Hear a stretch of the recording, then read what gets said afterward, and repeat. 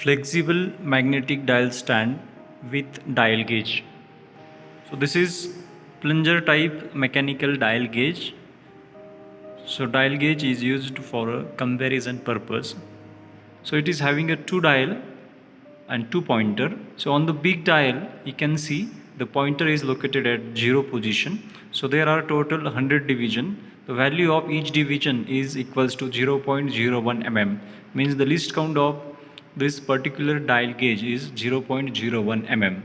So when big pointer completes one complete revolution or 100 divisions, so on the small scale here you can see the small pointers moves through a distance of 1 mm.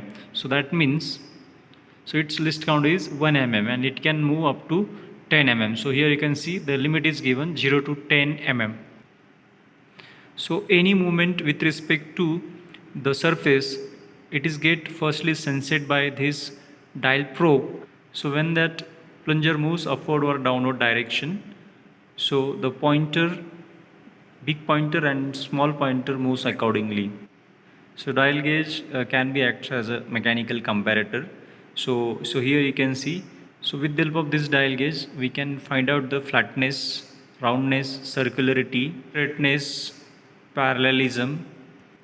So with respect to the true value of the component, it will show plus reading or minus reading with respect to the 0. So this is the magnet. This is magnetic base. I have started magnet on. So here you can see it gets stick to the metal component, and this is flexible dial stand. So this is flexible dial stand, and with the help of this probe we can log the position. So here you can see I have logged the position and I can take reading easily.